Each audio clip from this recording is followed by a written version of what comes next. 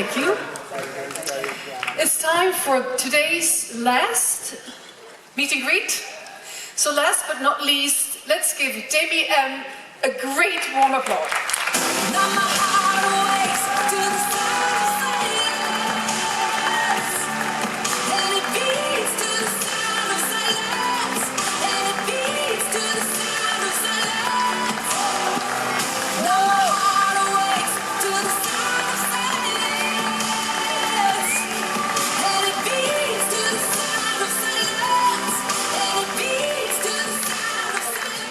Please take a seat.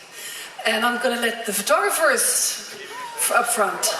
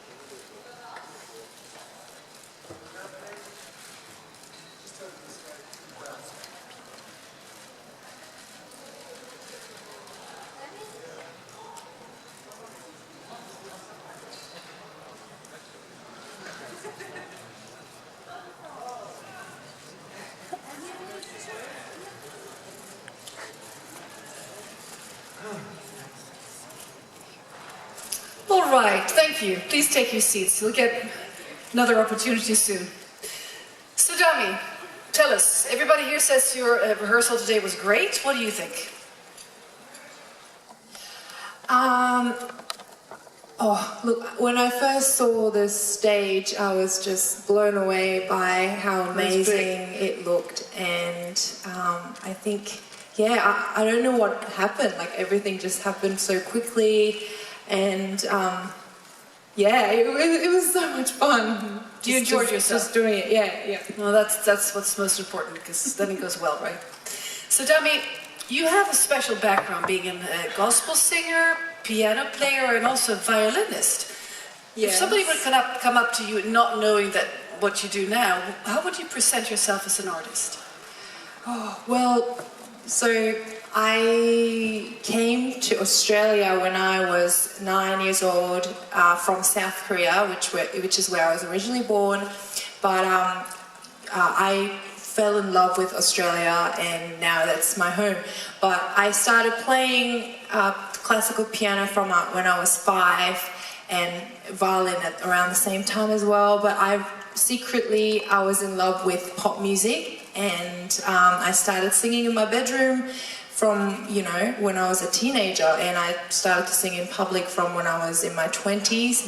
So I guess, and then, in 2013 I went on a TV show called X Factor Australia, and somehow I ended up winning the competition.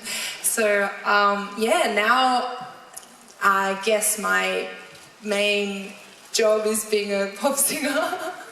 Not a bad job, eh? I love it, and now I get to represent my country and be at the biggest music festival in the world, which is amazing, and I'm just so happy to be here. I could tell. So, if you would win, what favorite city would you like to come back to in Europe? I was hoping everyone would come to Australia if I win. Don't you want to travel? Is that an option?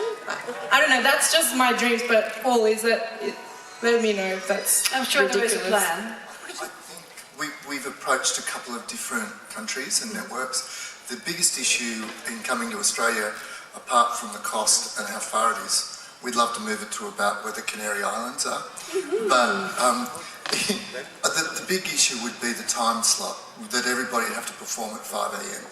And so should Australia win, we're just happy to be here, but should Australia win, it would have to be in Europe.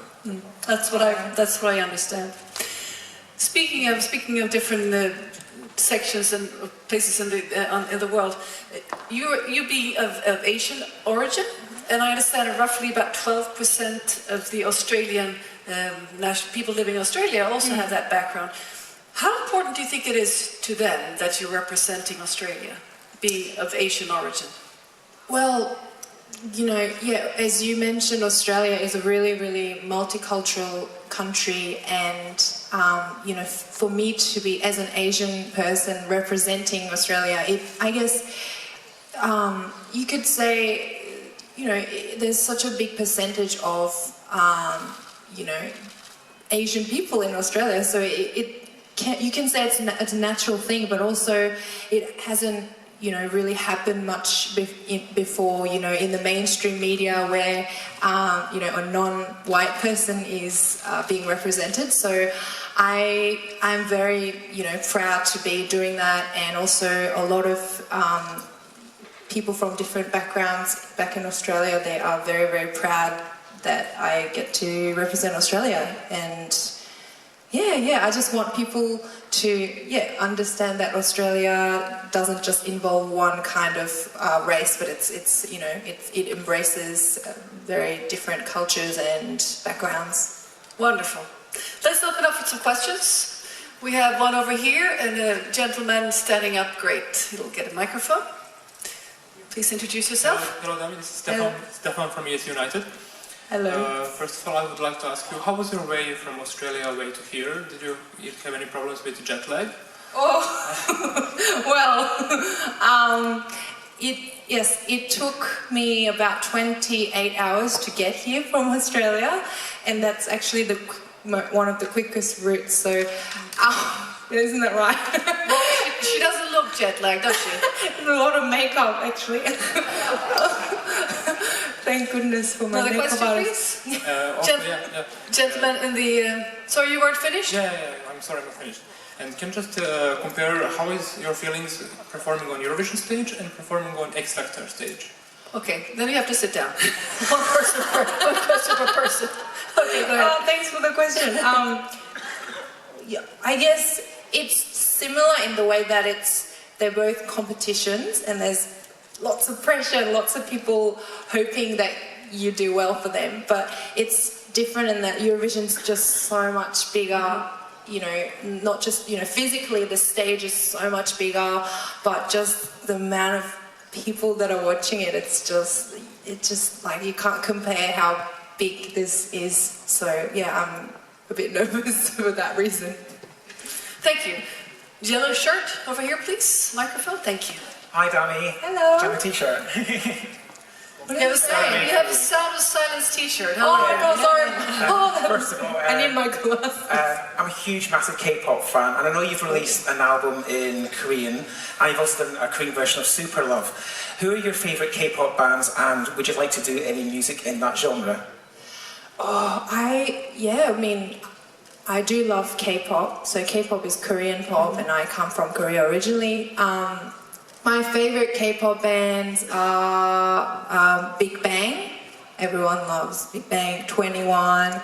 My original favourite was Boa, and yeah, she got me into singing, I guess. So they're my favourite bands, and I guess at the moment my main focus is to sing in Australia. But having said that, if I have opportunities to do maybe collaborations over in Asia, I think that would be, you know, also fun for me. So I'm open to anything. Yeah. Terrific. Let's see, gentleman here in black t-shirt. Need a microphone up front. Hello, Brand Joseph for Australian news site AC Daily.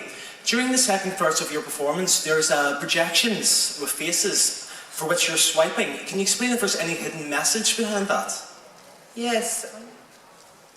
So this song, Sound of Silence, is about feeling disconnected from your loved ones. And, you know, these days, everybody's connected through social media and, you know, their phones and their apps. But then somehow we feel so, you know, far away and somehow ironically disconnected from our loved ones, and people feel lonely more than ever. So that's the message behind this song. So we're trying to portray that with what's happening on stage. Yeah. Great. Let's see, turquoise in the middle here. Microphone, please. Hello, Dami. I'm Javi from Eurovision of Spain. I want to know, I heard that in South Korea, when you, in your first birthday, you have a celebration, you put some rice, one pen, one book, some money, you have to do something. What did you do? Oh, Special celebration. wow, yeah, so in Korea, when a kid turns 1, they lay out these different things on the table, and then whatever they pick is like meant to be their fortune and what they're going to do in the future. I think I was boring. I picked like a pencil. I wish I picked something like, I don't know, like a microphone or rice, because rice means you're going to be super healthy, but I just picked pencil, which means you're going to study hard. So. Sorry, it's boring. Alistair, to the side here. Microphone. Hi Dami, Alistair Birch from SBS Radio. The dress, it's wonderful. I mean, I've read about it on the SBS Eurovision website, but how does it make you feel on stage wearing that dress? Oh, I'm so excited about the dress as much as I'm excited about this whole performance, really.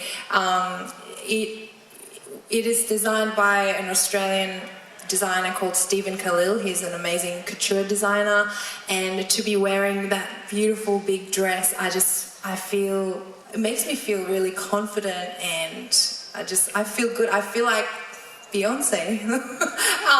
But also, the song is about being lonely, and so I try to feel, it makes me feel feminine, so I want people to feel that, loneliness through the dress, if that makes any sense. Great, it's a beautiful dress. Let's see, all the way back here, glasses. Here we go. Hi, Michael from Eurovision.com. How and when did you first hear about the Eurovision Song Contest? I don't remember exactly which year, but when I was a teenager, I went over to my friend's house for a sleepover, because that's what teenagers do. And then she was watching something on TV, and it was Eurovision. And I just thought, that's like, it's really ridiculous and so weird. But then at the same time, it was like, this is really cool, and it's very entertaining. And then, I got really hooked to it, so I used to watch it even not at my friend's house. But back then we never knew that Australia would be invited to actually be a participant, so, and to be here as a participant, it's just like, amazing. Wonderful. Green shirt here in the middle, please. Microphone. Hello Dami, Blair Martin from Radio 4 Triple Z in Brisbane, Australia. Yay! Yeah, we're both from Brisneyland. You studied at the best musical school in Australia, the Queensland Conservatorium of Music. What did you learn there that you can bring and are bringing to your performance on this stage? Well, that's a great question, because as a performer, when I'm performing, I don't want to be thinking about, technique and projection, and, I just want to be in the moment and just connecting with my audience. But just having that, background and education through Conservatorium of Music, it's helped me to know what I can do with my voice and what is actually safe and what is not, so that when I'm pushing, and I know exactly when is not safe to, what is not safe to do it and what's still okay to do it. So it provided a really good foundation for singing, and when I'm on stage I can just forget about that and just go for it. Wonderful. Let's see, up front here, all the way. Hi Dami, my name is Farouk from Rehearsal magazine in France. Congratulations for your Rehearsal today. It was amazing, amazing. My question is about your new album. It's out since few days, and it's a tribute to the Carpenters. Why did you choose the Carpenters with a 70s band, and you were not born? Well, I wasn't born in the 70s. My parents were big Carpenters fans, and they used to play the Carpenters songs in the car or when we were at home, and I used to really love these songs. And then recently I just thought, well, they are just such beautiful tunes, even though they're old and I wasn't even around back then. You know, great songs will always be great songs, and I mean, I hope that my Eurovision song also becomes one of those. But I just thought a great melody, great lyrics, it's timeless, so I wanted to bring that back and make it my own. And plus, I love it when I can just sit at the piano and just sing and just play and focus on my music just with my band. So I decided to make an album called Classic Carpenters, which got released a few days ago. Congratulations. Thank you. Let's see, over here, check chart to the side here, here we go. Hello, Morten from the Eurovision blog in Norway. Last year Australia went straight to the final, but this year you have to qualify. Has that put any more pressure on you? Definitely has, because yeah, last year straight to the final. This year I really have to fight for it. But also I like the fact that I can be just like any other country, and I can just. I like the feeling of fighting for something and earning something rather than being given. So I think it will be a good experience for me anyway, even though there is more pressure and it will be harder. I think I'll enjoy going through it like everyone else. Let's take one final question. Let's see, in the middle here, with the jacket. Hi, hello, I'm Simon from Polish radio newsletter. Nice to see you, Australia, again in the Eurovision Song Contest. You are not the only one winner of X Factor in this year's competition, because we have, for instance, a singer from Italy, we have Miłosz Pak from Poland who came second also in this format. I'm sure that it helped you a lot before coming here to the Eurovision, this experience in this format. But tell me, you also create your own music. So what is more important, creation or competing? Wow, really hard question. I think there are two different things for me. Like when I'm creating, it's just, I get to just go in a studio, be really quiet, just think and like almost like meditate and see what I want to say to the world. Whereas when I'm performing, I get to just I don't know, it's, to me, both are important, but I love performing because I feel like, because I'm naturally a shy person, I think, and when I'm performing on stage, I can sort of pretend I'm not shy and I can just be like this bold person, and I really like being that bold person on stage. So. Well, thank you. One final question for me. Yeah. This year's theme, Come Together. What does that mean to you? Come together. Well, I think that in this world where everybody is so separated and they're all just doing their own things, it's really important that we come together and still enjoy each other's company. And also, I'm really grateful that Europe has invited Australia so we can enjoy your company as well. So thank you so much. Thank you. Thank you very much, Dami. And best of luck. Photographs over here. Thank you. Good luck. Good luck. You're most welcome.